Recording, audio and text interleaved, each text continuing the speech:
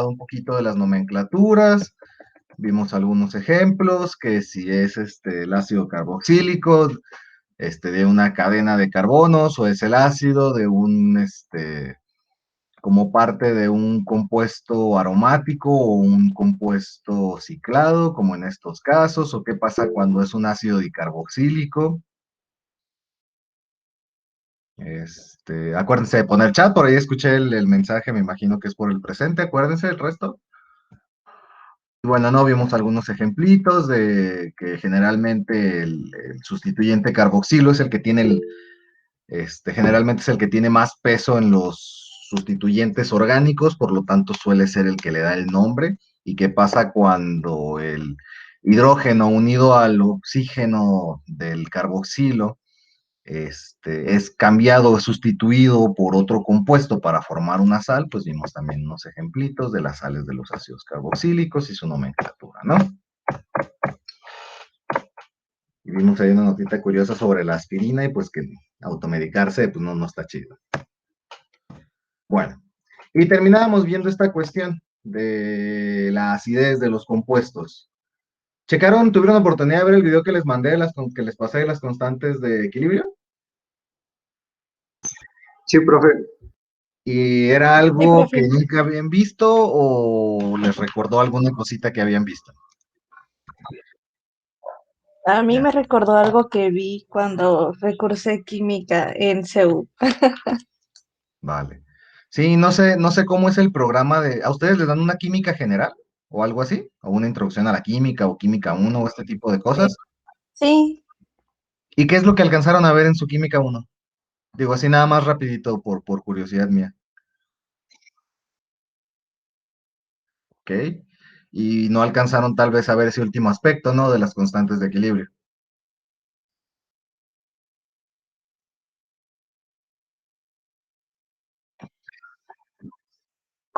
Ah, ya veo. Su profesor o profesora usó ese estilo. Ya. Además, bueno, no sé qué tan diferente sea su química general a los de nano, pero por ejemplo, a los de nano, estos temas de equilibrio químico los miran hasta el final del semestre. Es su último tema que miran en toda esa materia.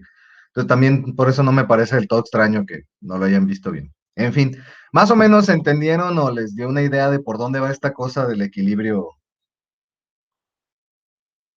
químico.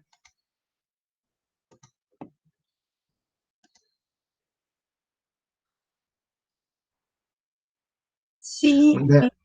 Denme un segundito, chicos, en lo que piensan eso, por si me quieren preguntar algo, denme un segundito para contestar un mensaje de trabajo. Que si de eso que vieron de las constantes de equilibrio, más o menos entendió o no tiene sentido o qué.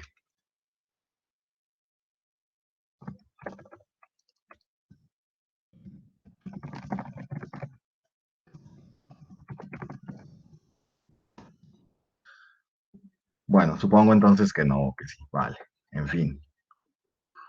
No sé qué tanto vayan a abordar eso más adelante ustedes en el resto de su formación, pero bueno, no es tan complejo. Simplemente se refiere a que cuando una reacción química se está llevando a cabo, en la vida real la mayoría de las reacciones químicas no se llevan a cabo por completo, sino que solo una porción del reactivo reacciona en su totalidad. Y entonces este tipo de reacciones se les conoce como reversibles. Reactivos forman productos, productos forman reactivos. Y en algún momento del tiempo, este proceso de ir hacia un lado de la reacción y regresar al otro lado de la reacción, llega un momento donde digamos que se estabiliza y a eso se le conoce como equilibrio químico. Y eso pues tiene mucha relevancia porque a partir de eso se establecen ciertas constantes químicas, que se conocen como constantes de equilibrio químico, que te ayudan a calcular, predecir y monitorear, controlar, cambiar y hacer modelos de una reacción química, en cualquier tipo, tanto inorgánica como inorgánica.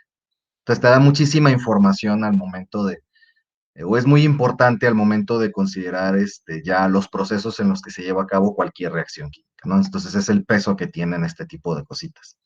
Hablando ya en particular de este tema en concreto, de la acidez de ácidos y bases, Pues estas constantes son constantes de equilibrio químico que analizan la relación de cuánto producto es formado y cuánto reactivo queda al final de la reacción, o mejor dicho, cuando la reacción alcanza este metaestado que se conoce como el equilibrio, que es lo que representa aquí, ¿no?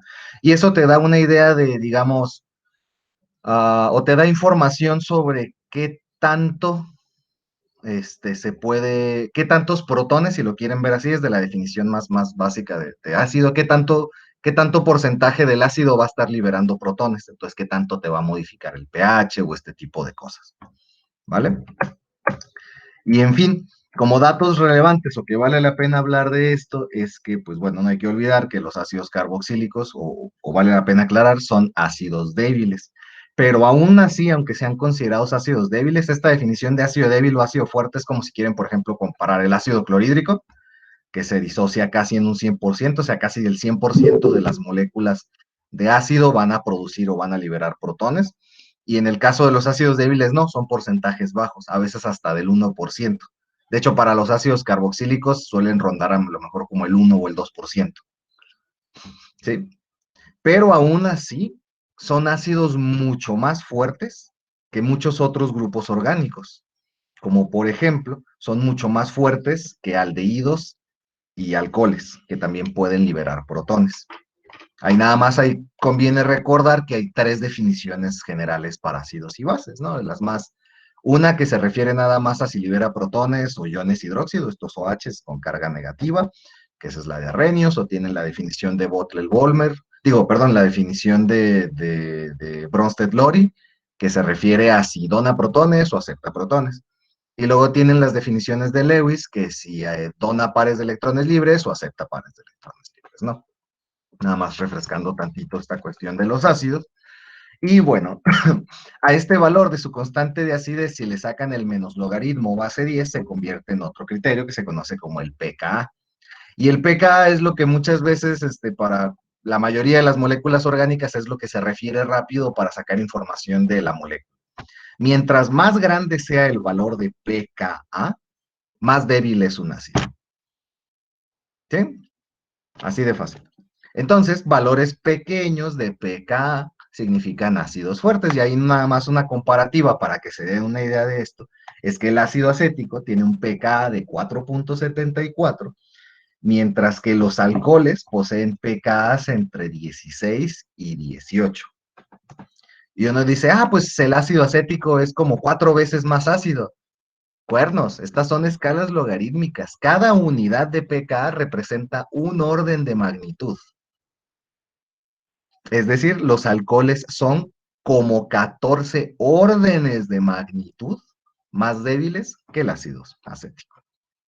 Nada más para que se den una idea de esta cuestión de qué tan diferente o qué tan grande es esta diferencia, ¿no? Y todo esto se explica también a partir del hecho de que la presencia del grupo carbonilo, ¿no? Nada más como última nota en este aspecto de las cuestiones del pKa y esto, es que esto también tiene relevancia. ¿Por qué? Porque mientras más fuerte sea un ácido, mayor será su capacidad para arrebatar protones de otras sustancias, ¿sí? Es decir, afecta su reactividad, ¿vale? Bueno, y en el caso de los ácidos dicarboxílicos, pues si se fijan, pues tenemos dos grupos carboxilo, es decir, tenemos dos protones que se pueden ir.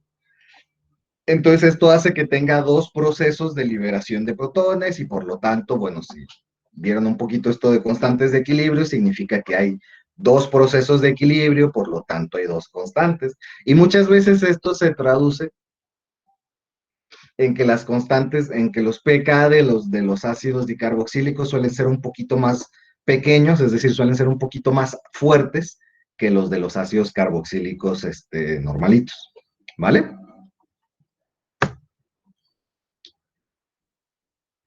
Mm, y bueno, como nota de cualquier reacción ácido-base, pues al llamarse ácidos, pues siguen siendo ácidos, por lo tanto pueden reaccionar con bases.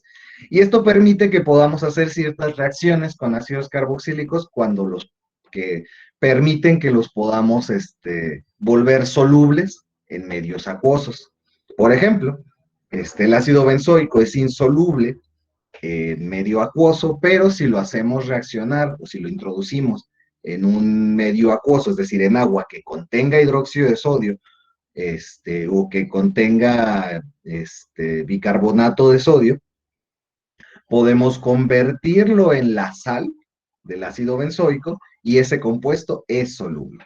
Este concepto de modificar o alterar la solubilidad a través de estos procesos ácido-base, en algunos laboratorios o hay ciertos lugares donde los usan como pruebas para identificar cierto tipo de ácidos carboxílicos. ¿Vale?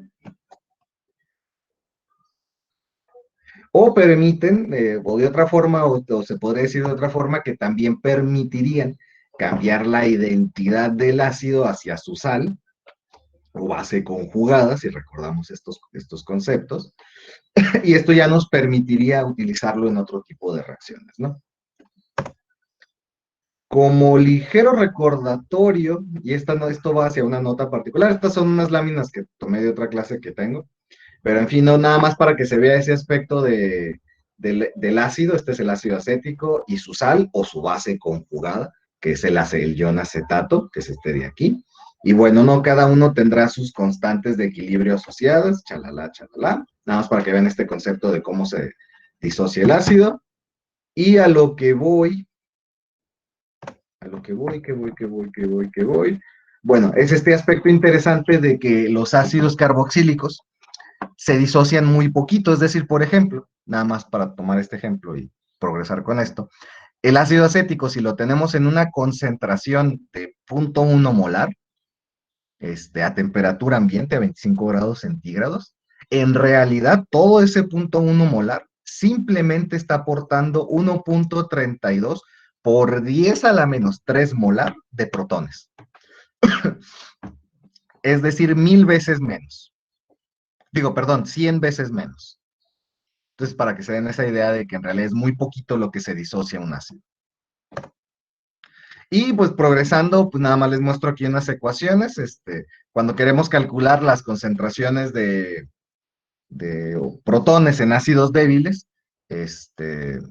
muchas veces tenemos que recurrir a una ecuación que se conoce como ecuación de Henderson-Hasselbalch, que es esta de aquí, que correlaciona el pH de la solución con la constante de acidez del ácido débil, con las concentraciones del ácido y su base conjugada, o su sal, como lo quieran mencionar, ¿no? Entonces, lo relevante de esta ecuación, o por qué la menciono, digo, en algún momento tal vez lleguen a necesitarla, sepan que existe, pero lo interesante es que, pues, si sustituimos esto por lo que representan, se puede escribir de esta manera.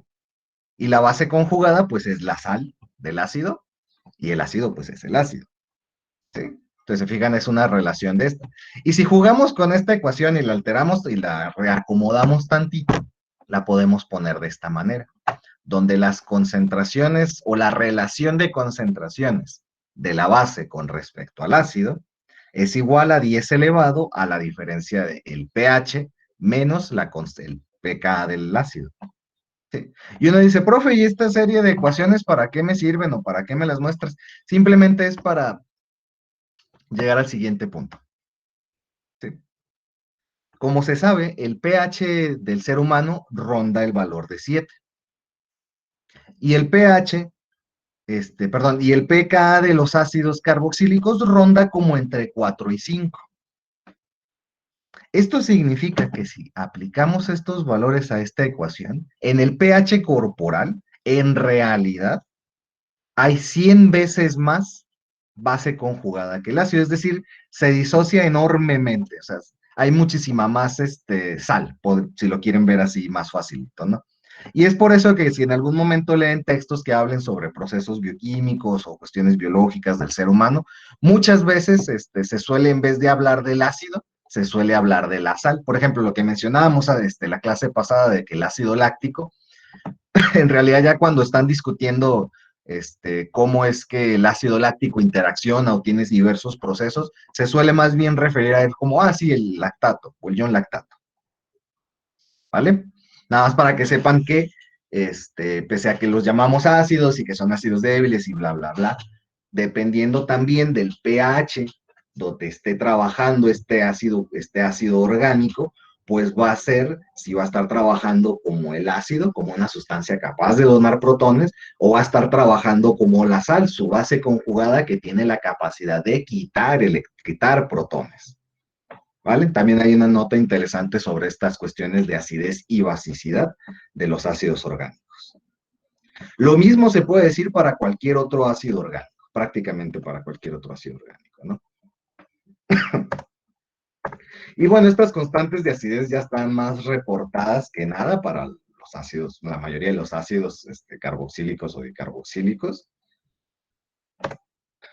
Y notas interesantes que hay que tomar en cuenta es que esta acidez que tiene el ácido carboxílico, así como la mayoría de los otros aspectos que rondan en torno a las moléculas orgánicas, pues se puede ver afectado por otros grupos sustituyentes que existan en la molécula. ¿Vale?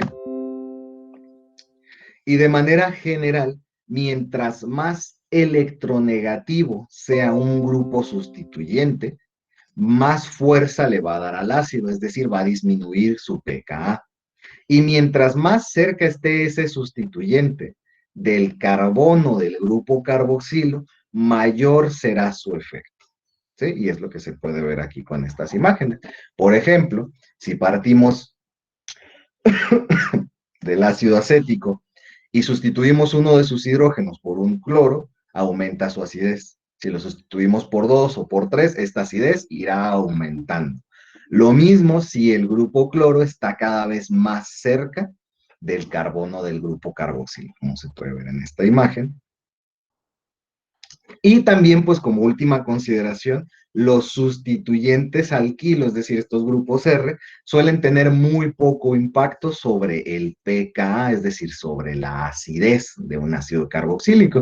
Y eso se puede ver desde la tabla de cómo a medida que, aunque la cadena de carbono se esté aumentando, el pKa no cambia mucho. Si se fijan, de este compuesto que tiene tres carbonos sustituyentes, a este que tiene 6, el pKa se mantiene prácticamente en 4.87 o 4.8.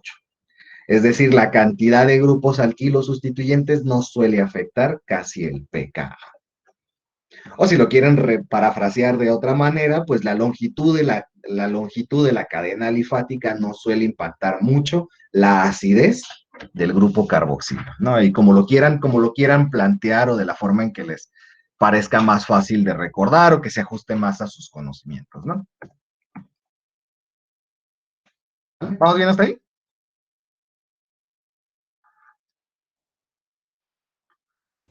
¿Todo ¿Siguen bien? vivos, chicos? Bueno, Sí, pues profe. ayúdenme con esto. De todos estos ejemplos, ¿cuál es el ácido más fuerte de cada par? El A es el de la derecha, ¿Por qué? porque el flúor es el elemento más electronegativo. Maravilloso. ¿En el B? ¿Otra persona? Acuérdense que si ustedes no participan voluntariamente, yo los obligo a participar, no se me preocupen. El de la izquierda. Porque como justo acaba de decir tu compañero anterior, creo que fue Isaac, no sé, no los identifico todavía por vos, flúor es más electronegativo que cloro. ¿En el 3? ¿En el C, perdón? El de la izquierda, ¿Por qué? porque está más cerca, ¿no? Del Aquí me equivoqué. Perdón. Sí, es el de la izquierda. Puse el cuadro donde no va. Ups. Ay, estos profesores de hoy en día ya no. Pero ahí sí es porque está más cerca, ¿verdad? Sí, sí, Ok. la respuesta es correcta. O sea, es porque el flúor está más cerca del grupo carbonilo. Entonces esto va a ser, ya están bien, a ver. Ahí ya se corrigió. Ya. Perfecto, sí. Disculpa, error mío. Sí, es como mencionan, es porque el flúor está más cerca del carbono del grupo carboxilo.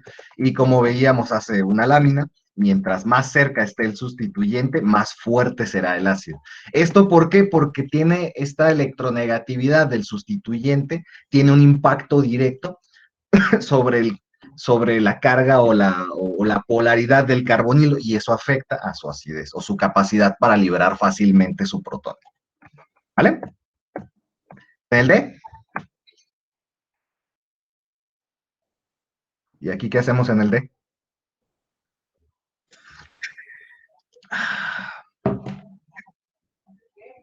¿Quién me dice? ¿Quién me dice? ¿Quién me dice? ¿Quién me dice? Es Teresa Sánchez.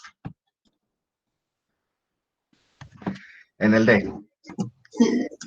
No estoy muy segura, ¿es el de la derecha? Casi 50% de probabilidad de atinarle el de la izquierda. Si se fijan, si quitamos este cachito de aquí, este sustituyente de aquí, esta mina terciaria, si la quitamos, son prácticamente iguales, ¿no? Tienen su anillo de benceno, tienen su ácido benzoico. Pero este tiene un grupo extra que es más que le agrega electronegatividad, si quieren decirlo así, chuscamente. Entonces, eso ya lo hace más electronegativo. Con eso en mente, ¿quién me dice el último? El de la izquierda. El de la izquierda. Mismo criterio. Si se fijan aquí, el esqueleto es exactamente igual. Digamos que aquí el ácido benzoico tiene en la posición ortometapara, en la posición para, tiene un metilo. Y en el de la izquierda, ese metilo tiene sustituidos sus 3 hidrógenos por 3 flúors, es decir, este tiene más electronegatividad.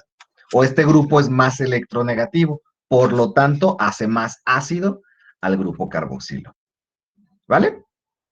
Está facilito, ¿no? Digo, ya se complicaría esto un poquito si ya me pusiera yo más meticuloso y nos pusiéramos a calcular los pKs o la acidez si estuviera en agua u otras cosas, pero vamos a dejarlo ahorita nada más como la cualidad. De todas maneras, lo más probable es que estos valores ya los pueden encontrar fácilmente en tablas.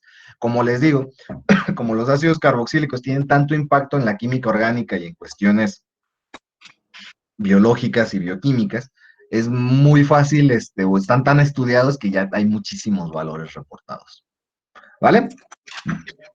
Bueno, esto con respecto a la acidez, ¿no? Ahora vamos poniéndonos esto pudo haber bien fácil quedado como nota interesante, número 4. Denme un segundito. Un segundito.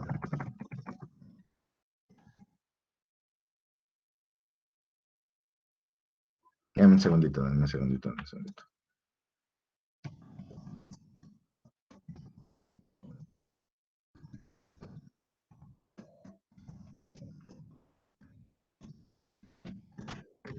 Listo, ya. Bueno, en fin, algunas fuentes naturales donde podemos encontrar diversos ácidos carboxílicos, pues bueno, aquí les pongo varios ejemplitos ahí coquetos. Y es que, por ejemplo, el ácido fórmico, una peculiaridad que tiene y que tal vez la hayan escuchado en algunos otros como datos curiosos es que es el que utilizan las hormigas como mecanismo de defensa químico. De hecho, el nombre de ácido fórmico viene derivado de las hormigas donde se encuentran. O sea, hay como una cosa curiosa de los nombres. Acuérdense que los nombres comunes o tradicionales siempre vienen de la fuente de donde se encontró esa sustancia, ¿no? Vale. Pero no solo las hormigas, sino pues también muchos otros tipos de insectos los pueden usar como mecanismos de defensa. Otra nota curiosa, otra peculiaridad es que, por ejemplo, el sabor como acidito, que tienen muchas frutas y verduras, pues se debe a la presencia también de ácidos orgánicos como el ácido málico, y el ácido cítrico, es el que le da ese saborcito como acidito, ¿no? A los limones, por ejemplo. Otra nota curiosa y que esta es pues un poquito más exótica, por el nombre del árbol donde se obtiene, es que, pues, por ejemplo, se puede hacer más general, ¿no? Ciertos tipos de árboles tienen como mecanismo de defensa el olor.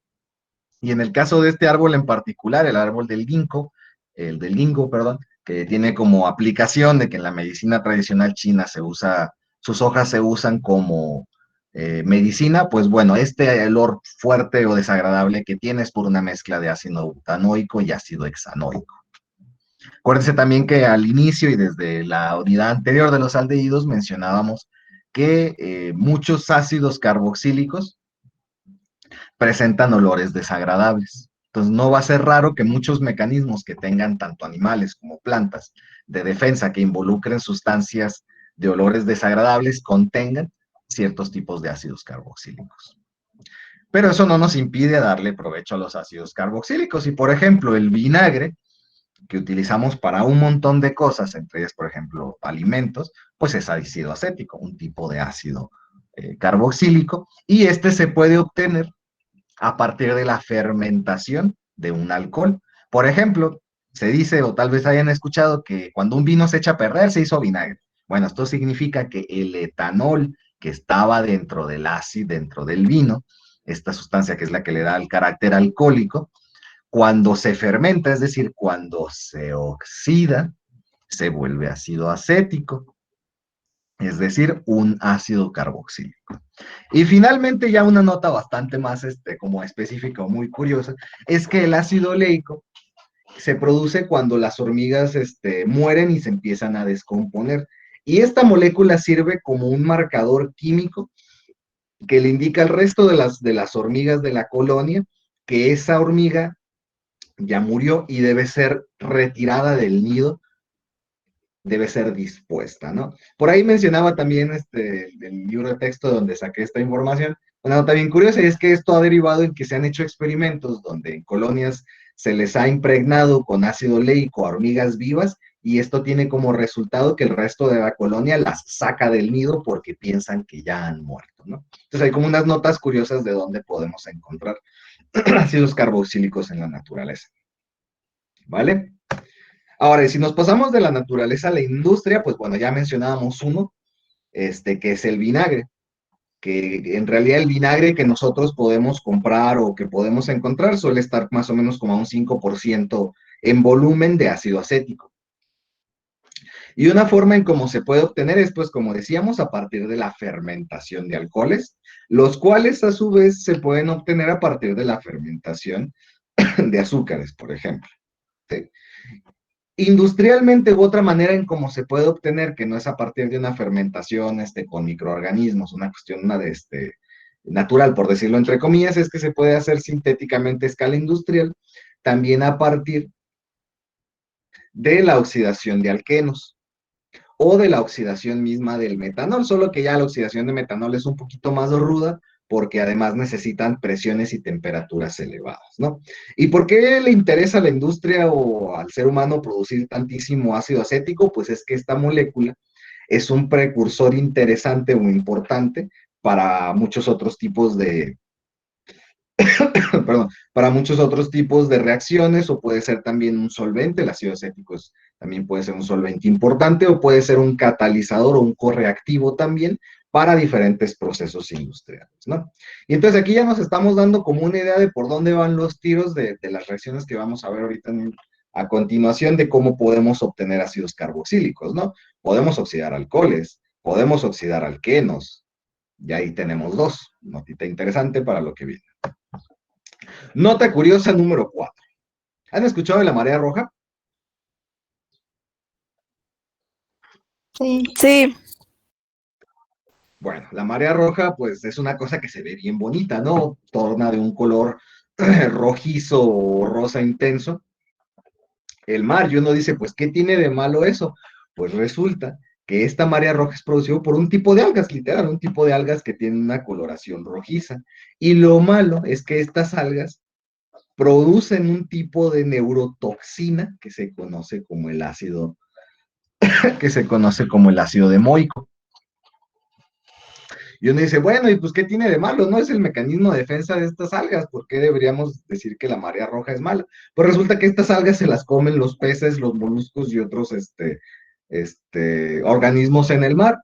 ¿Y qué pasa con esos organismos en el mar? Pues que muchas veces terminan siendo consumidos pues por el ser humano. Y desafortunadamente esta neurotoxina, este ácido carboxílico, es bioacumulable, por lo que no es como que el pececito lo consume y luego lo excreta, nada, se queda dentro del pez, se acumula y cuando uno lo consume, las personas u otro tipo de mamíferos, pues se envenenan. Y este tipo de envenenamiento, conocido por sus siglas en inglés como ASP o envenenamiento amnésico de moluscos, pues es bastantito feo, tiene entre sus consecuencias temblores, convulsiones, daño cerebral y puede llegar inclusive a la muerte. Por eso, no sé, cuando lleguen a escuchar notas de marea roja, comúnmente van acompañadas de estrictas regulaciones donde se hace una veda completa y se impide la pesca de cualquier tipo de producto marino. ¿Por qué? Porque se asume que si están presentes en esta marea roja durante lo que dure, están contaminados. Y entonces se prohíbe por completo su pesca, su venta y su consumo. Entonces, pues hay otra peculiaridad de los ácidos carboxílicos. No solo sirven para hacer vinagre así rico, para hacer aderezos, catsup u otras cositas ricas de comida, sino pues para todos los extremos se van. O si hacemos un poquito más compleja la molécula, pues se vuelve una neurotoxina que mata gente. Y daña terriblemente la economía de puertos pesqueros. Y bueno, a lo que nos trujen. Ya hablamos de la acidez, ya hablamos de algunos de los nombres y las nomenclaturas que se pueden emplear. Ya vimos algunas notitas curiosas al respecto de por dónde van los ácidos carboxílicos y qué podemos hacer o qué podemos obtener de ellos, ¿no? Pues ahora vamos con lo siguiente. ¿Cómo los podemos obtener? ¿Vale? Y pues como veíamos desde la unidad pasada, cuando hablábamos de la obtención de aldehídos y cetonas, pues decíamos que los aldehídos se pueden obtener a partir de alcoholes primarios, pero que si no éramos cuidadosos, la reacción iba a seguir su curso y el aldehído se iba a oxidar al ácido carboxílico. Y entonces es justo lo que tenemos aquí, la oxidación de alcoholes primarios hacia ácido carboxílico. Aquí algunas notas. Esta es posiblemente la lámina que tiene más como notas o cosas que vale la pena recordar. Y es que justo en el tipo de reactivos que se pueden usar para oxidar alcoholes, la lista es algo grandecita. Este es un ejemplo, hipoclorito de sodio, junto con un catalizador que se conoce por sus siglas en inglés, porque el nombre es larguísimo, como TEMPO, que es esta moleculita de aquí a la derecha. Simplemente ayuda a que la reacción del alcohol se lleve a cabo de la manera más sencilla cuando se usa, o más rápida cuando se usa hipoclorito de sodio, y que se favorezca la formación como tal del mayor porcentaje de ácido carboxílico que se pueda. Si no se usa este reactivo, hipoclorito de sodio con TEMPO, se puede utilizar ácido crómico. ¿Sí? Que es este de aquí abajo. Si no se usa ese, se pueden usar todos estos. Este es el mismo que este, entonces no cuenta. Acuérdense también, mencionábamos que uno de los agentes oxidantes más comúnmente usados, pues tenemos al permanganato de potasio en medio ácido, y que de ahí se derivan otras reacciones, dependiendo de lo que queramos hacer, de si el permanganato está caliente y concentrado o si está frío y diluido. Además de eso, pues tenemos lo que vimos también en las caracterizaciones de aldehídos y cetonas, pues lo que tenemos del reactivo de Tollens, que es una sal de plata que va a oxidar al aldehído hasta el alcohol. ¿Vale? Además de eso, también podemos utilizar este otro compuesto, y para eso está la notita de que recuerden que siempre hay varias rutas y reactivos para la síntesis de moléculas orgánicas. ¿Sí? Y uno dice, profe, entonces me tengo que aprender todos esos de memoria. Tal vez, aunque muchas veces les digo, la mayoría de las veces los textos solo abordan las oxidaciones con permanganato de potasio. ¿Por qué? Porque muchas veces partes del alcohol. Y entonces cuando agregas el permanganato de potasio al alcohol y llevas a cabo tu reacción en medio ácido, pues ya lo llevas hasta el ácido carboxílico. Esta de arriba tiene un poquito más de importancia a nivel industrial, porque el hecho de que usen el catalizador del TEMPO, pues ya están ahí también favoreciendo la velocidad de reacción y hasta el rendimiento del ácido carboxílico. Es también muy selectiva esta reacción para formar el ácido carboxílico. ¿Vale? Lo que tienen las otras reacciones, si usan, por ejemplo, permanganato de potasio o el cromato o otras cosas, el trióxido de cromo u otras cosas, pues es que también habría que ver qué más hay en el sistema, ¿no? Si tienen alcohol puro, pues ya le hicieron, no tienen que preocuparse mucho.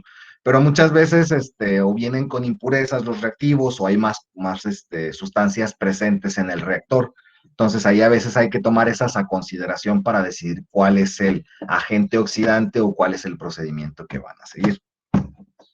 Y bueno, no, aquí también tomo el tiempo para pues marcar en círculos estos sistemitas de reacción, estos reactivos, para que cuando tengan estas láminas y lo estén revisando, como que vayan identificando ya los grupitos de qué reactivos y en qué orden son los que se pueden ir agregando, ¿no? Entonces, primera, oxidamos alcoholes primarios. Acuérdense, muy importante que sean alcoholes primarios para que al oxidar el alcohol se forme el aldehído y del aldehído se forme el ácido carboxílico, ¿vale? Siguiente, pues como lo veíamos en la nota ahí curiosa sobre la producción industrial, pues ahí teníamos alquenos, pero también podemos oxidar alquinos. Para oxidar alquenos, una vez más, por eso les digo que muchas veces con que se aprendan el permanganato de potasio ya lo hicieron, porque se usa para oxidar un montonal de cosas. Entonces se puede usar para oxidar alcoholes y para oxidar alquenos o para oxidar aldehídos, ¿no? Entonces podemos oxidar alquenos para formar el ácido carboxílico y una acetona. Sí, acuérdense que cuando oxidemos al alqueno y rompamos aquí el doble enlace carbono-carbono, pues dependiendo de cuáles sean los sustituyentes que que tengan en sus extremos el alqueno, pues va a ser como va a quedar la molécula final. ¿Vale? Simplemente que muchas veces se termina favoreciendo la formación tanto del alqueno como de la acetona como del ácido carboxílico. ¿Sí? Aquí como nota, muchas veces esta reacción, como les decía desde la lámina anterior, muchas veces necesita de calor.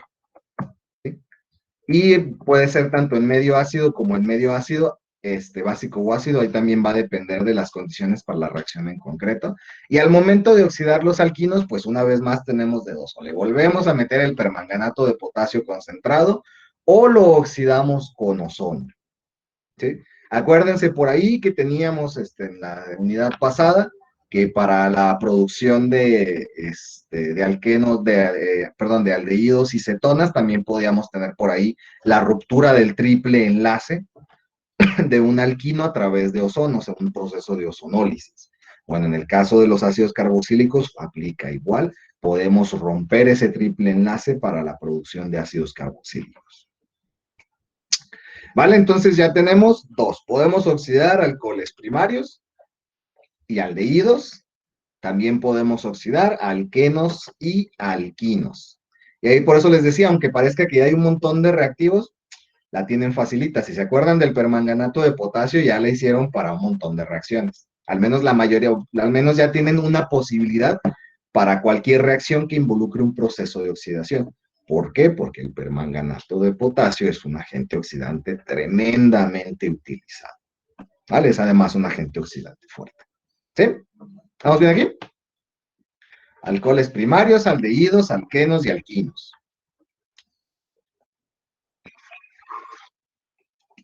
¿Qué más podemos hacer? Pues podemos oxidar las cadenas de alquilo que estén pegadas a un benceno. Y aquí, si se fijan, pues podemos usar el dicromato de sodio o dicromato de potasio, o podemos usar el permanganato de potasio otra vez. Es lo que les decía, cualquier proceso que involucre una oxidación, es decir, meter oxígenos o romper enlaces carbono-carbono, si se acuerdan del permanganato de potasio, ya la hicieron. ¿Sí? Tal vez ahí ya en la práctica, ya cuando vayan a llevar a cabo estas reacciones en la vida real, pues tengan que afinarlo, ¿no? Tal vez el permanganato de potasio caliente y concentrado no sea la mejor opción. ¿Por qué? Porque ya en la práctica, en la vida real, muchas veces para optimizar el rendimiento de estas reacciones se han hecho modificaciones o se crean procesos específicos, ¿no? Entonces, estos son como las reacciones en general, pero ya cuando lo vayan a llevar a la praxis en su vida laboral, más bien hay que buscar cuál es el procedimiento específico que se recomienda. Que ojo, no va a dejar de ser una oxidación, simplemente hay que ver cuáles son las condiciones que actualmente se saben dan el mejor rendimiento para ese producto en específico que desean obtener, ¿no? Y ahí estamos hablando de cómo mejorar o optimizar un proceso, pero no por ello deja de ser un proceso de oxidación, ¿vale? Sí, entonces, si se fijan, podemos usar agentes, estos dos son agentes oxidantes clásicos que se usan para cualquier proceso, y podemos tener el permanganato o el dicromato, ¿vale? Nota, nota, nota, nota, nota. Ojo, aquí de preferencia esto se hace cuando el anillo del benceno tiene algunos sustituyentes que lo protejan, es decir, que lo vuelvan menos reactivo a un proceso de oxidación. ¿Y por qué vale la pena mencionar esa nota? Pues porque así como podemos romper los enlaces dobles de un alqueno, pues podemos romper los enlaces dobles de un grupo benceno.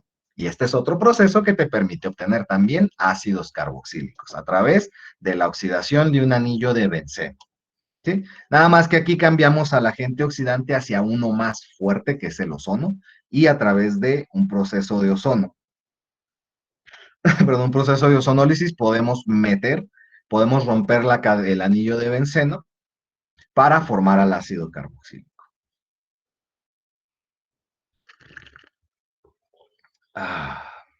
¿Vale? Y es aquí donde les decía desde la nota pasada que el mismo ácido acético puede fungir como solvente para algunas reacciones, ¿no? Y aquí tenemos un ejemplo de eso.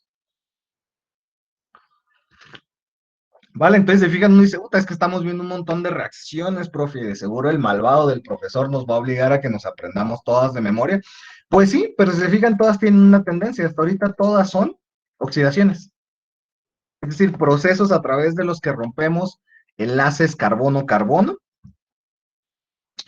y que metemos oxígenos al carbono. Sí, o sea, así es la forma facilita de identificar los procesos de oxidación inorgánica, si quieren verlo así, ¿no? Y ¿qué podemos oxidar? Alcoholes, aldehídos, alquenos, alquinos, y bencenos, ya sea que la ruptura sea a través del grupo alquilo del benceno o que sea partiéndole su mandarina en gajos al benceno mismo. ¿Vale? Entonces, se fijan, puros procesos de oxidación. Y por lo tanto se repite constantemente el permanganato de potasio o el ozono. Si se fijan, el permanganato de potasio está en casi todas las reacciones. En todos los procesos está, excepto en el específico para la ruptura del anillo de benceno. ¿Vale? ¿Vamos bien ahí? Oxidamos todo lo que podamos oxidar. Y bueno, no, ahí les pongo circulitos nada más para que presten atención a los sistemas de reacción, para que se den una idea de por dónde van los tipos de reactivos que se utilizan o las condiciones, ¿no? Y luego, ahora sí, ya que oxidamos un montón de cosas, tenemos esta cosita bien interesante que es muy usada en orgánica, en muchos procesos de síntesis, que son los reactivos de Grignard, la carboxilación de reactivos de Grignard. ¿Y con qué se come este chunche? Pues toman un haluro de alquilo o de arilo, es decir, alguna cadena de hidrocarburos que tenga en su extremo un halogenuro o un anillo aromático que tenga un sustituyente de halógeno, eso significa esta X de aquí, y lo hacemos reaccionar con magnesio, en este caso, para formar este primer complejo. Y después lo que tiene de particular es que no solo hacemos reaccionar con la sal, sino que lo hacemos reaccionar con dióxido de carbono. Y el dióxido de carbono es el que viene a meter los oxígenos para formar, es el que viene, perdón, a meter el grupo carboxilo. Y finalmente, un paso de acidez, un tratamiento ácido, es el que termina convirtiendo la sal del ácido carboxílico, si fijan, sigue siendo una sal, el grupo carboxilo con su carga negativa aquí, y pues algún compuesto, algún catión. Y finalmente, si le hacemos un tratamiento ácido, pues metemos al hidrógeno y terminamos produciendo el ácido carboxilo. Entonces, es un proceso de 3 pasos. Primero metemos al metal, que casi siempre va a ser magnesio, que va a estar añadido a el grupo haluro, al sustituyente haluro. Después metemos dióxido de carbono y finalmente hacemos un tratamiento ácido. Nota sobre el reactivo de Grignard es que cuando exista la presencia de estos grupos funcionales o de estas moléculas al inicio de la reacción, no pueden llevar a cabo así la reacción misma. ¿Y esto es por qué? Porque el mismo reactivo de Grignard, este paso de aquí, este primer paso de aquí, va a reaccionar con cualquiera de estas moléculas y eso le puede hacer, o esta misma molécula intermedia de aquí, tiene la capacidad también de reaccionar con cualquiera de ellas y eso ya les va a llevar al carajo su reacción. ¿Sí? Entonces, como nota, y esto lo van a encontrar si algún día, si refuerzan estas cuestiones o buscan después este tipo de reacciones, se suele hacer principalmente o se limita a este tipo de compuestos, aluros y aromáticos aluros de alquilo y de arilo. Y aquí un ejemplo, lo que les decía del proceso de 3 partes. La reacción con magnesio en un éter, en este caso es dietiléter, y después un paso de tratamiento con dióxido de carbono y luego un tratamiento ácido. Y ¡puc!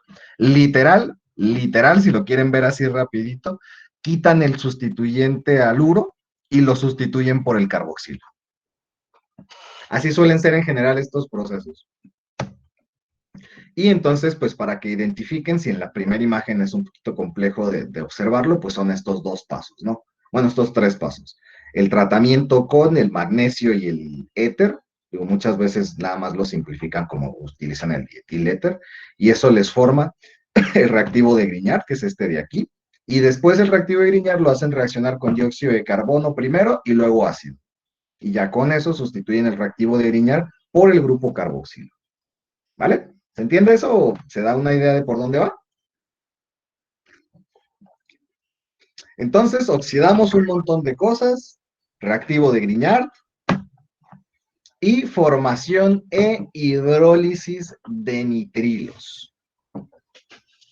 Y esto ya pues puede tener aquí, esta es una pequeña división que a veces ni hacen los libros de textos, digo, depende de cuál referencia busquen, pero pues está muy sencillita de entender el porqué. ¿Vale? Este método solo se limita, también tiene sus limitaciones, así como el reactivo de Grignard. En este caso, se limita a haluros de alquilo primarios. Es decir, el carbono al que está unido el halógeno solo puede estar unido a otro carbono.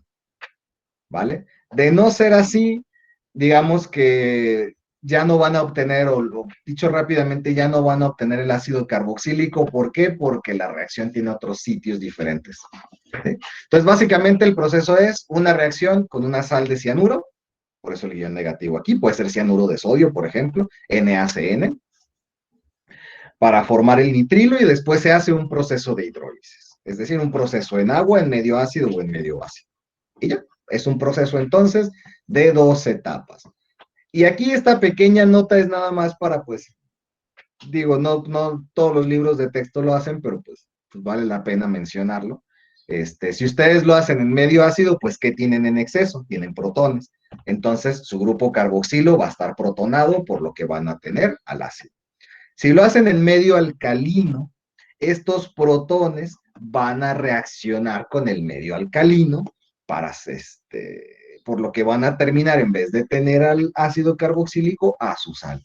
Igualito que como hace 10 láminas veíamos de la formación de las sales de ácidos carboxílicos, de que si tú tienes tu ácido carboxílico y lo haces reaccionar con bicarbonato de sodio o con hidróxido de sodio, vas a obtener la sal del ácido carboxílico. Pues exactamente igual este paso de aquí, es nada más como un paso aclaratorio, ¿no? Generalmente lo que interesa es obtener el ácido carboxílico, pero si lo están usando eso como intermediario para producir la sal para otro tipo de procesos, pues nada más lo hacen en medio alcalino en vez de en medio ácido.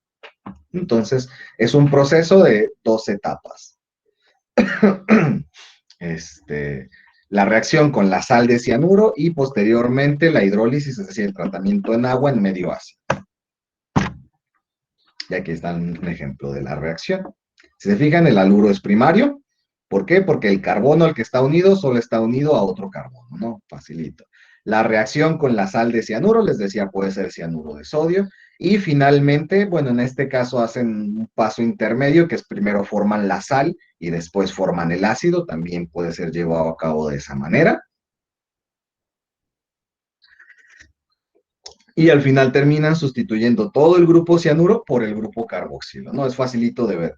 Si lo miran todo de inicio hasta el paso final, al igual que con el reactivo de Grignard, sustituyen el halogenuro por el grupo carboxilo. Nada más que en vez de hacerlo a través del reactivo de Grignard, lo hacen a través de una formación de nitrilo. El hecho de que se pueda formar en los halogenuros de alquilo primario significa que si tienen más de uno, entonces pueden llevar la reacción, perdón, a formar más de un sitio de cianuro, estos nitrilos, y por lo tanto pueden formar más de un grupo carboxilo.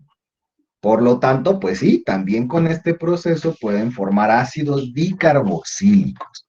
Y bueno, aquí este ejemplo del texto donde lo tomé tiene la bondad de hablar de los porcentajes, ¿no?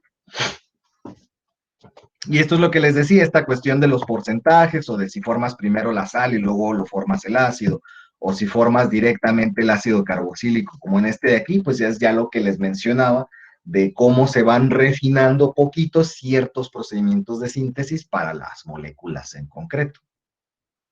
Y bueno, nada más pues entonces si podemos hacerlo así, pues también no solo como se menciona, puede ser también para cloruros de alquilo o cloruros de arilo, y el procedimiento es exactamente el mismo, donde el grupo halógeno es sustituido por el grupo cianuro y finalmente el grupo cianuro es sustituido por el grupo carboxilo.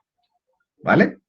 Si se fijan, de molécula inicial a molécula final es prácticamente el mismo enfoque. El halogenuro es sustituido por el grupo carboxilo, tanto en la tanto en la reacción por reactivo de Grignard, como en la reacción de la hidrólisis de nitrilos. ¿Vale? Y es aquí donde les decía, no, parece un montón de información, pero si lo resumen es, oxidamos cosas, reactivo de Grignard, hidrólisis de nitrilos. ¿Vale? ¿Vamos bien hasta aquí? Porque lo que sigue es que ustedes me den las respuestas de las siguientes preguntas. Sí, profe, creo que... Entonces, dígame. No, que creo que sí. Como les decía, en este caso, traté de abordarlo como un poquito más resumido, ¿no? O un poquito más práctico, mostrando nada más ya las reacciones generales, lo que les decía la clase pasada, sin meterme muy a fondo o sin meterme como tal en los mecanismos, porque cada tipo de reacción tiene ahí unos mecanismos, tiene varios pasos involucrados, ¿no? Entonces, resumen ejecutivo, oxidamos y la lista va: alcoholes primarios y aldehídos, alquenos y alquinos, bencenos, ya sea el sustituyente alquilo del benceno o el anillo mismo del benceno. Activo de Grignard, es decir, magnesio con dióxido de carbono, para este caso en concreto. Acuérdense por ahí que en vez de magnesio, en vez de dióxido de carbono, hay otro reactivo que se usa si vamos a hablar de la alquilación de aldehídos y cetonas. Y la hidrólisis de nitrilos. Si se fijan, son 3 arquetipos de reacción. Ya nada más para acabar, vamos a ver unos ejemplitos. Me tienen que ayudar ustedes a llenar estos huecos.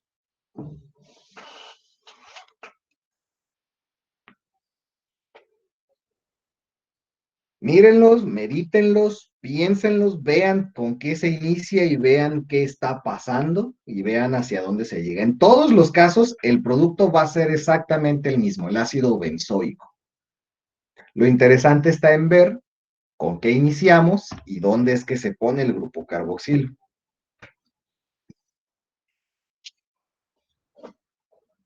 No, porque el tempo, si te acuerdas, mencionaba que era a partir de un alcohol.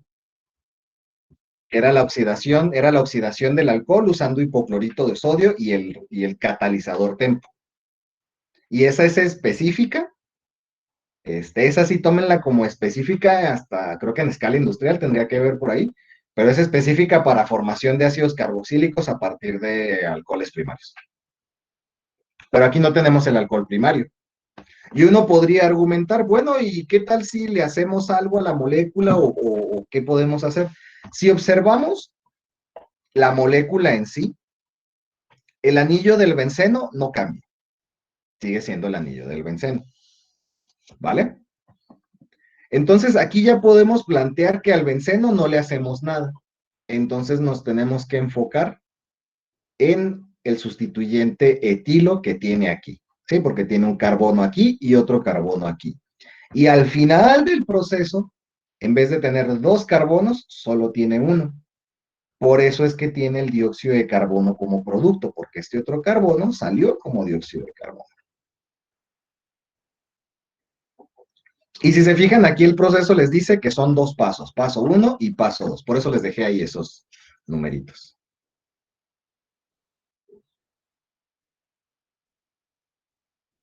Es más, piénsenla, se las voy a quitar tantito para ajustar las imágenes para que se vean estos números 1 y 2 porque se los quité al resto. Piénsenlo tantito. Tenemos un benceno que tiene un sustituyente alquilo. Y queremos que al final sea un benceno con un sustituyente carboxilo. ¿No será bajo un proceso de ozonólisis? ¿Lo vemos? Ah, es que este no tiene número. A ver, déjame ver. Piénsenlo, piénsenlo, piénsenlo. Ahorita vemos si esa es la opción. Nada más lo que estoy haciendo es ajustar las imágenes para que se vean las que tienen número. Ah, no, sí lo hice así. Ah, pensé que no lo había hecho así. A ver.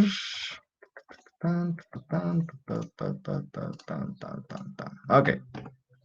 Decías que puede ser una ozonólisis. ¿Dónde vimos que había ozonólisis? Vimos que había ozonólisis. Ya están viendo otra vez las láminas, ¿no? Sí. Sí. Si vemos aquí, aquí no hay ozono. Si vemos aquí, pues podemos hacer ozonólisis, pero para romper alquinos, no tenemos un alquino. Y si vemos acá, podemos hacer ozonólisis, pero para romper el anillo del benceno.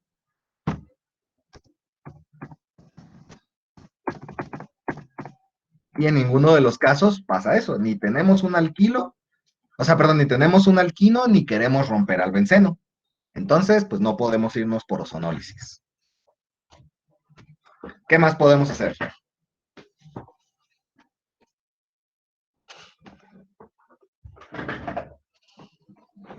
¿Qué más? ¿Qué se les ¿Podría ocurre? ser con permanganato de potasio, agua y calor? Permanganato de potasio, agua y calor. Que es la oxidación de la cadena de un alquilbenceno. ¿Esta de aquí? Sí, es así. Puede ser. ¿Alguien más tiene otra propuesta?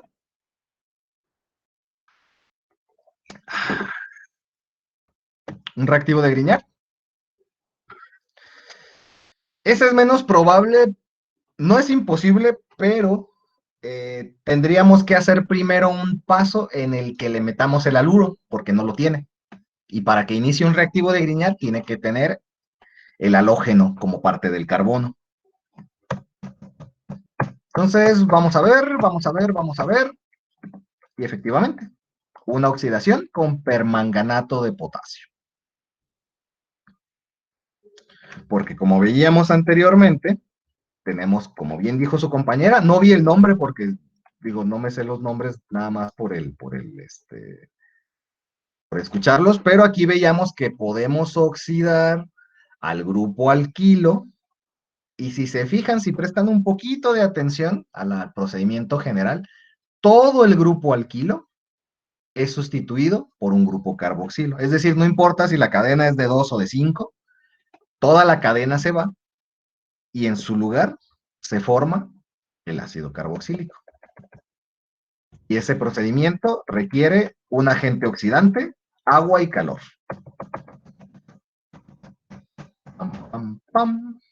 Agente oxidante, agua y calor. Aquí les decía, depende de qué tan específico quieran el proceso o qué tanto favorezca uno el otro. A veces lo van a encontrar como un primer paso con el medio alcalino, lo cual va a formar la sal del ácido carboxílico y después un tratamiento ácido, ¿no? Aquí va a depender ya de la reacción en concreto para este proceso. Es posible que el medio alcalino favorezca la remoción, en este caso, del grupo etilo, para formar la sal y después el tratamiento ácido les forma el ácido carboxílico. ¿Vale? Muy bien, muy buena propuesta. ¿Quién me dice la siguiente? Profesor, ¿y en qué parte se formaría el dióxido de carbono?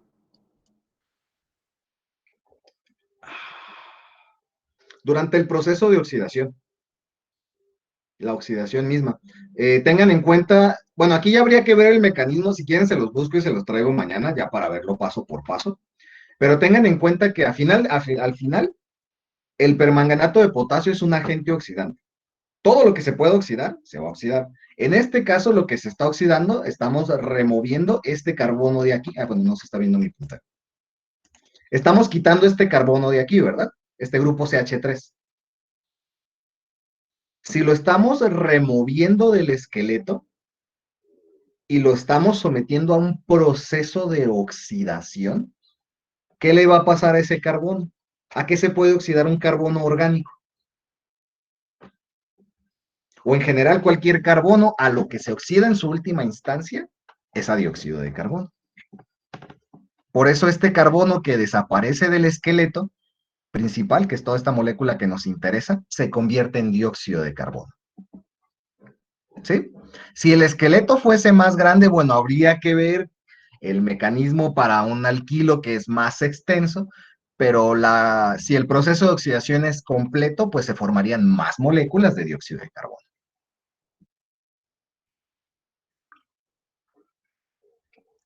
¿Más o menos?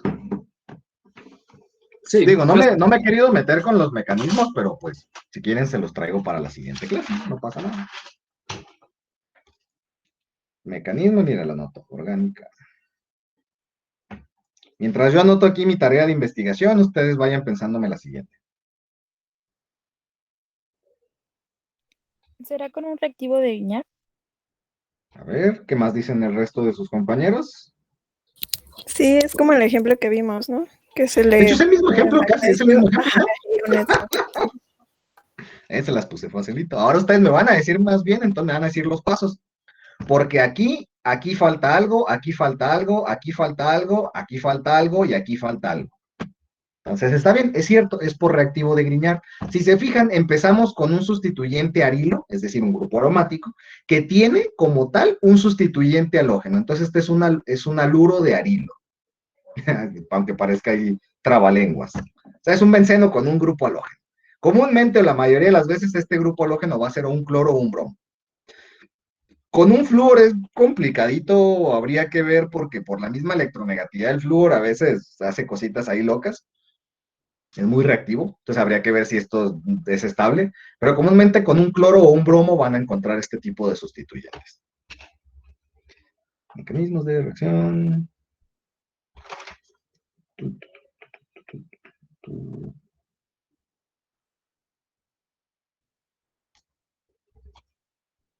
Y entonces, ¿cómo lleno los huecos? Con un metal que regularmente es el magnesio y un éter. Ajá, pero falta otra. Y un éter. Ah, exacto, sí, muy bien. ¡Ah, maldita sea! Pensé que iban a quitarse paso por paso. ¿Ya ven? Lo importante de poner sus animaciones en orden. Bueno, ahí está la respuesta. No tenía demasiada ciencia, no. Acuérdense, cuando aplican el primer paso, el reactivo de Grignard de magnesio con el éter, que muchas veces va a ser dietiléter, por eso el ET2, dietiléter, lo que hacen es meterle el magnesio al bromo o al halógeno. ¿Sí? En realidad, este compuesto, aunque lo marque que está aquí formando el enlace, esto ya se vuelve más bien una sal. Luego, esta la hacen reaccionar con dióxido de carbono para meter para meter a la sal del grupo carboxilo. Y finalmente, con un tratamiento ácido, convierten la sal. Esto es una sal. Acuérdense que comúnmente cuando vean un metal unido a otra molécula, a una molécula, a un átomo no metálico, muchas veces es para formar una sal. ¿Sí? Y entonces ahí depende de las electronegatividades de los átomos, pero en este caso están formando un compuesto iónico, una sal de un ácido carboxílico, que cuando tratan con un ácido se convierte en el ácido carboxílico. ¿Vale? ¿Sí se vio el proceso? Acuérdense. Primer paso, le meten el magnesio en éter. Y esto forma esta primer sal. Luego, cuando la tratan con dióxido de carbono, ahí este CO2 entra completito y es el que forma la sal del ácido carboxílico. Y luego lo tratan en ácido y forman al ácido carboxílico. ¿Vale? ¿Más o menos? Sí, profe. Muy bien. ¿Qué dijeron? ¿Nada más 2? Nel, son como 6 o 8 ejemplos. El que sigue. ¿Puede regresarse tantito al otro? Es ¿Cómo que no? Ah, no se preocupen. Estas láminas se las mando hoy en la tarde-noche. Lo que voy a hacer es que al fin, ya que veamos estos ejemplos, bueno, con los ejemplos que vamos a ver, terminamos la clase. Y les digo, en la tarde-noche le agrego unos ejercicios de nomenclatura y también de este tipo para la formación de ácidos carboxílicos. Se los mando para que practiquen y hagan tarea. ya estuvo, Es- profe.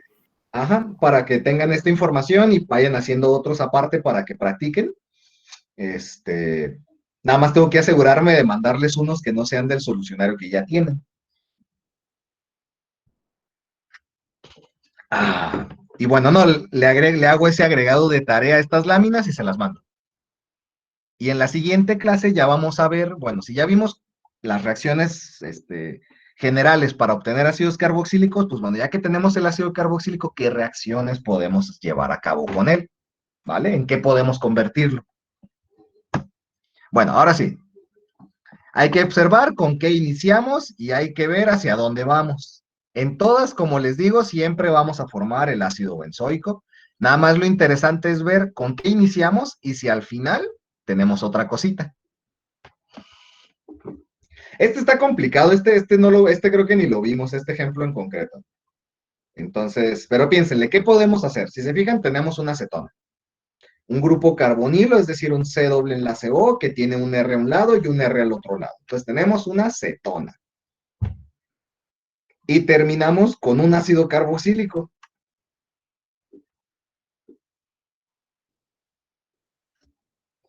La pregunta interesante está en, caray, ¿y ahí qué hacemos?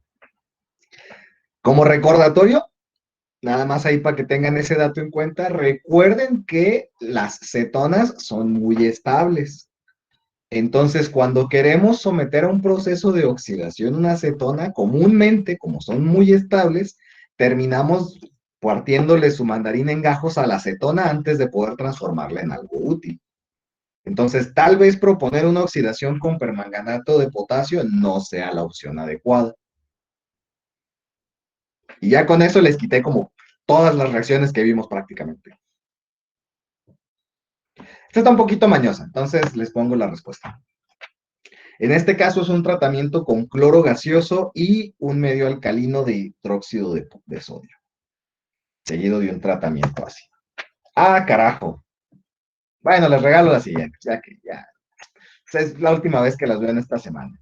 Tenía mal el orden de mis láminas, de mis animaciones. Como complemento, ya para que lo chequen con calmita cuando estén viendo estas láminas, esta reacción en específico sigue este mecanismo de aquí en cuadro chiquito a la derecha. ¿Sí?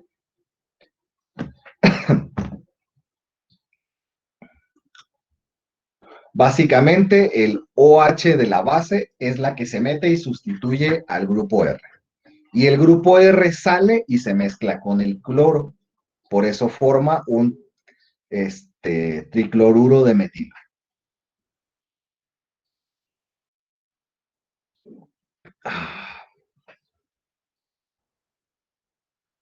O en realidad sería triclorometano.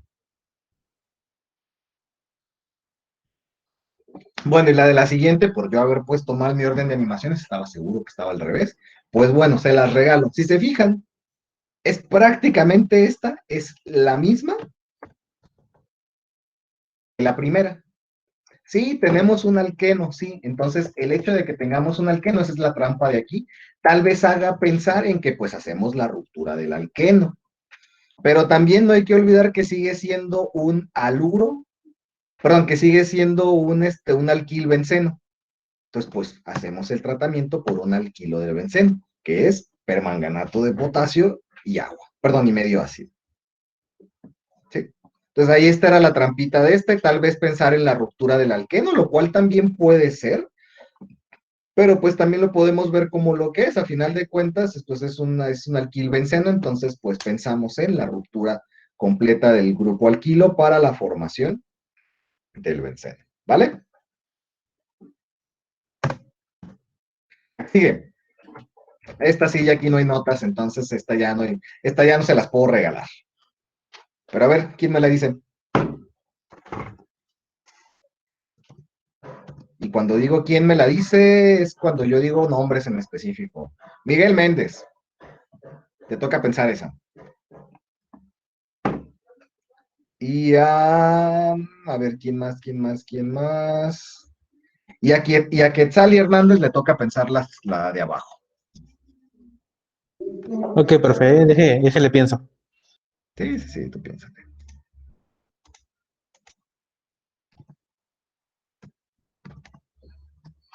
Los demás igual piénsenla, pero las respuestas me las tienen que dar Miguel y Quetzal.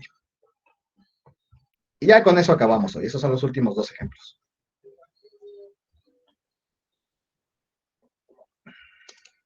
Como les decía. Con el primer reactivo que habíamos visto, ¿sí, no? ¿Otra vez cómo?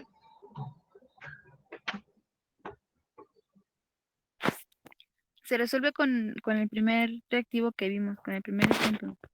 ¿Y ese qué tipo de reacciones? Es una oxidación.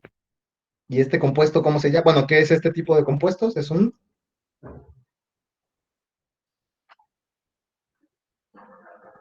¿Cómo se llama este grupo? ¿Cómo se llama este grupo funcional?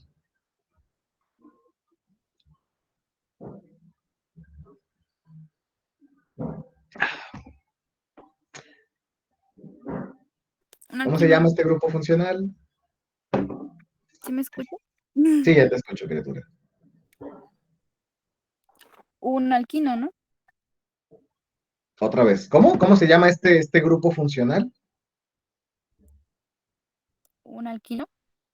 No, te voy a reprobar la primera unidad para que veas. Este es un aldehído, criatura, es un aldehído. Perdón, aldehído, es que confundo esos nombres, lo siento. Ándale, pues. Lo siento, lo siento. No pasa nada, nomás digo, entiendo que luego parecen un trabalenguas algunas de estas palabras o algunos de estos compuestos. Nada más, digo, ahí hay que recordar. Entonces, es la oxidación de un aldehído. Muy bien. Ahorita vemos los reactivos. Tú me dices que me estás diciendo como propuesta que sea la oxidación con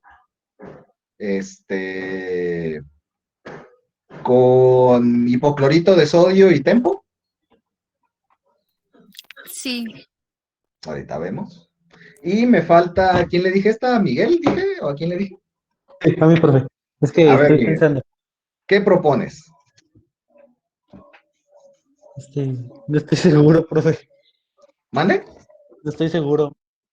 Pues propon algo. Mira, te ayudo, ayúdame, mira, vamos a hacer el razonamiento y ya me dices qué puede ser. ¿Con qué inicias? ¿Qué tipo de compuesto es este? Podría ser con Ah, la espérate, de. vamos por partes. ¿Esto qué es? ¿Qué es esto? ¿Es un qué? Pues es una. ¿Cómo se llama? Se me fue el nombre. Alquilo, ¿no? Con un alcohol. Te voy a reprobar a ti también para que se te ¿Verdad? quiten los dos. Es más, ahorita denme sus números de control para anotarlos. No, criatura, el alquino es un enlace triple carbono-carbono. Esto no es un Es alquino, un alcohol primario, pues. es un alcohol. Exacto, y particularmente es un alcohol primario. Ándale, así me gusta. Ya vi, entonces los tengo que amenazar con reprobarlos para que se me pongan truchos o qué. Digo, esa es una dinámica muy violenta y digo, no es como que yo disfrute haciendo sufrir a mis estudiantes, ¿no? ¿Cómo creen? ¿Y con qué terminas?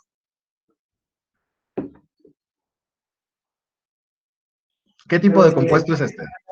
Sería con una reacción de Oh, tú oxidación. espérame. ¿Con qué tipo de compuesto es este?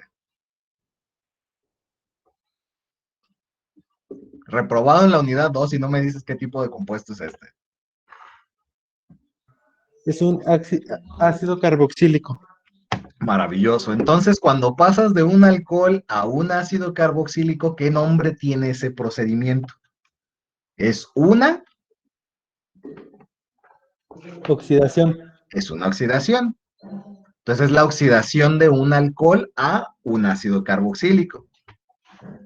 ¿Y qué te viene a la mente cuando digo oxidación? Y les dije que había una respuesta que era fácil en prácticamente en todas las láminas. Pues era la que tenía, ¿cómo se llama? Potasio, ¿no? El permanganato de potasio. Sí, esa, perdón. La misma respuesta para los dos. Casi la misma respuesta. Uno podría decir, profe, pero pues ahí hasta nos dijo que para pasar del alcohol al ácido carboxílico está ahí la reacción específica del tempo y no sé qué. La respuesta es sí. Las dos son respuestas correctas. Si me hubieras dicho para la primera que era el hipoclorito de sodio con el tempo, te hubiera dicho está correcta. Si me hubieras dicho la oxidación con permanganato de potasio, la respuesta es correcta. Si aquí abajo, ¿a quién le dije la reacción de abajo? A Quetzali. Si Quetzali en vez de decirme la de permanganato de potasio, me hubiera dicho la del reactivo de Tollens, también era correcta. Y es como les dije, la nota interesante del primer mecanismo es que hay un montón de mezclas de reactivos que pueden usar. ¿Vale? Por eso cuando se topen con alcoholes y aldehídos y quieran producir su ácido carboxílico, suelen tener todas estas opciones, al menos. ¿Vale? Y nada más para que se lleven eso, con eso terminamos, para que se lleven esa nota, ¿no? Partiendo de alcoholes y de ácido y de aldehídos, pueden usar cualquier mezcla de estos compuestos. Partiendo de alcanos, o sea, enlaces sencillos carbono-carbono, tienen más opciones. Por ejemplo, pueden primero oxidar el alcano a un alcohol y eso comúnmente lo van a lograr con permanganato de potasio. Ahí ya tendrían que ustedes retornarse a ver de lo de su semestre pasado de las reacciones con alcanos, que por ahí está la formación de alcoholes, ¿no? O la formación de alcoholes, porque también vieron alcoholes el semestre pasado. Bueno, pueden iniciar con la formación de un alcohol. Ojo nada más, si van a hacer esa ruta, tienen que tener en cuenta que el mecanismo que propongan les permita tener un alcohol primario. Si ustedes tienen un alcohol secundario, entonces ya no van a formar el ácido carboxílico, van a formar una cetona. Entonces tendrían ustedes que ver qué onda con eso. Otra opción que tienen si inician con un alcano es halogenarlo. ¿Por qué? Porque si al alcano en su carbono terminal le ponen un halógeno, ustedes ya pueden entonces hacer el reactivo de Grignard. ¿Vale? O en vez del reactivo de Grignard, si tienen su alcano y en su carbono terminal o forman, lo halogenan para formar un haluro de alquilo primario, también entonces podrían proponer una reacción de formación de nitrilos y después la hidrólisis del nitrilo. ¿Vale? Y todo partiendo del mismo alcano. Nada más tendrían que ver cuál es el proceso de halogenación de un alcano. Tampoco es nada complejo. ¿Vale? Entonces, si se fijan, en realidad hay más de una posible respuesta para estos ejercicios. O para algunos de ellos. No, aquí está muy facilito, ¿no? Es la oxidación del alquilbenceno, ¿no? Acá pues ya tienen el halógeno, pues facilito, es el reactivo de Grignard. Acá pues es una acetona, aquí está más mañoso porque primero entonces tienen que buscar la forma de remover al carbono, ¿no? Y una propuesta es esa y pues acá tienen un alqueno, entonces pueden también aquí haber propuesto, aquí ojo, aquí hubiera habido otra opción. ¿Qué otra opción hay? Pues tenemos el alqueno. Cuando ustedes hagan la ruptura del enlace del doble enlace carbono-carbono, una parte de los electrones se va a ir para acá y el otro carbono va a salir libre y les puede terminar formando, por ejemplo, un alcohol, si el medio lo permite. ¿Por qué? Porque estos electrones extras los puede usar o ya sea para protonarse o ya sea para meterle oxígenos, lo cual lo puede volver un alcohol o lo puede terminar volviendo un dióxido de carbono o lo puede terminar volviendo otra cosa. ¿Sí? Entonces pueden haber pensado en la ruptura del doble enlace, pero eso puede tener la desventaja de que les da otro tipo de subproductos, o pueden abordarlo directamente con la oxidación del alquilbenceno. Entonces es lo que les digo, tienen varias opciones. Y aquí, pues aquí no hay mucho que pensar. ¿Por qué? Porque ya tienen el alcohol primario, entonces pueden directamente oxidarlo hacia un aldehído, perdón, hacia el ácido carboxílico. Y es aquí donde tienen toda la serie de reactivos que están marcados en la primer lámina de este tipo, ¿no? Pueden literal meterle el hipoclorito de sodio con tempo y vas. Le pueden meter este ácido, le pueden meter este reactivo de, bueno, este no porque este es para aldehídos, le pueden meter el permanganato de potasio o lo pueden meter el trióxido de cromo en ácido sulfúrico.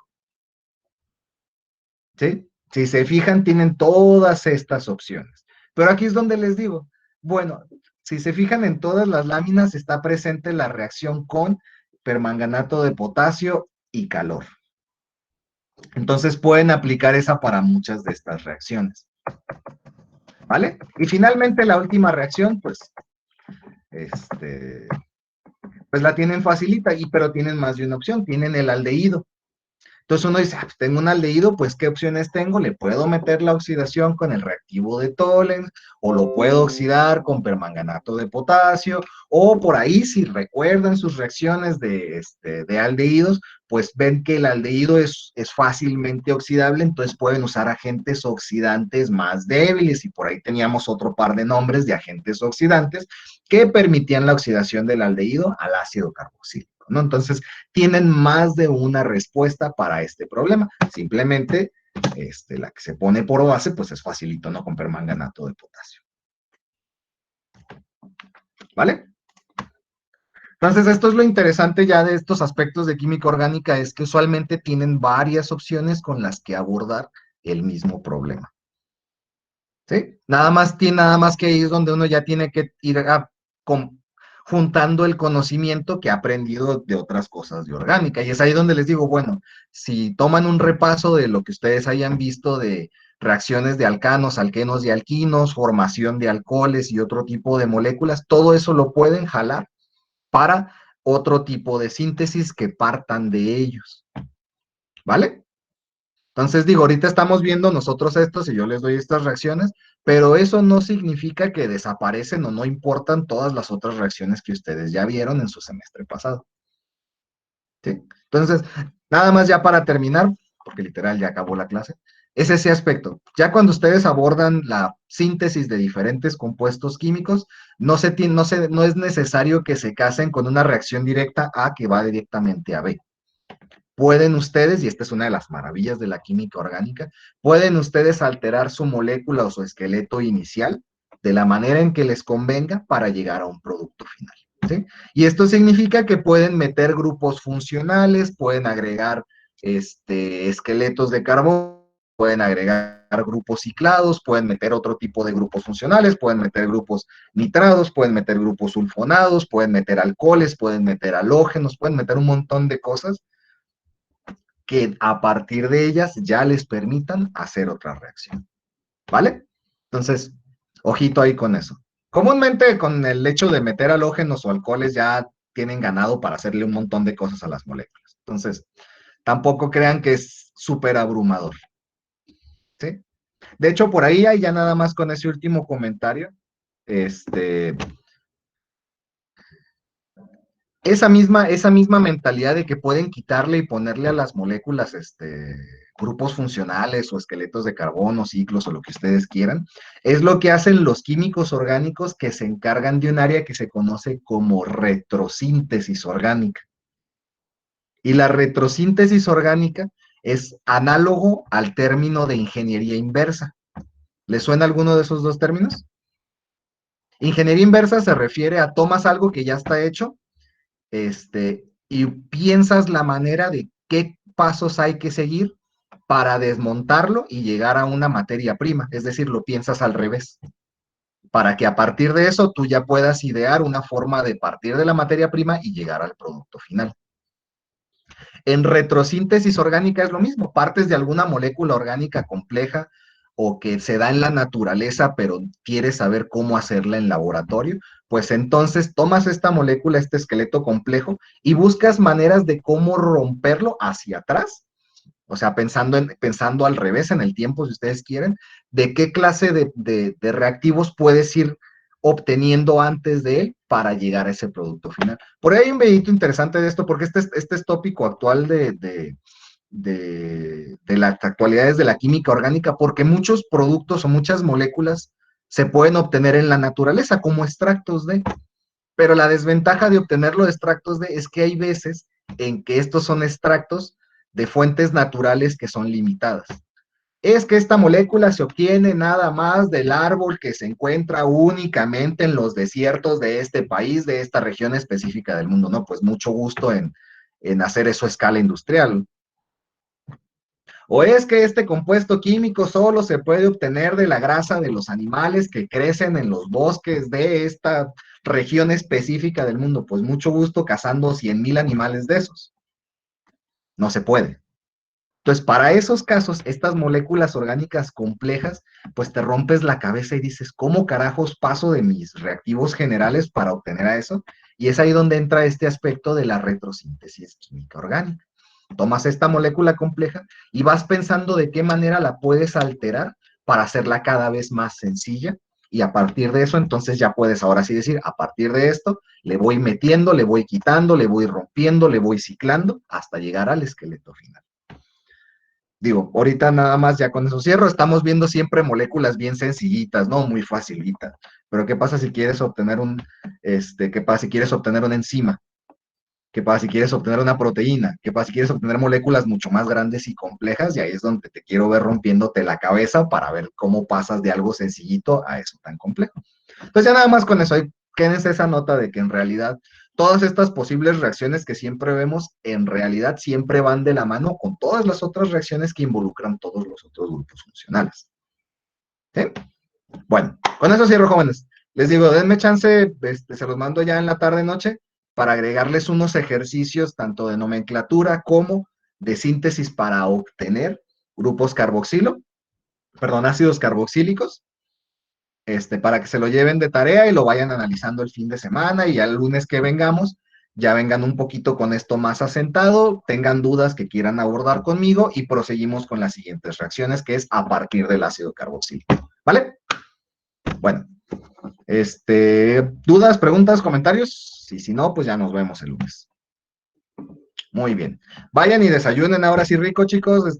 Tengan bonito día, tengan bonito fin de semana, disfruten a sus familias y pues sean felices y estudien mucho. Nos vemos. Gracias, profe. Gracias, profe. Hasta luego. Gracias, profe. Hasta luego. Bye, bye. Gracias, profe, también bonito fin. Gracias.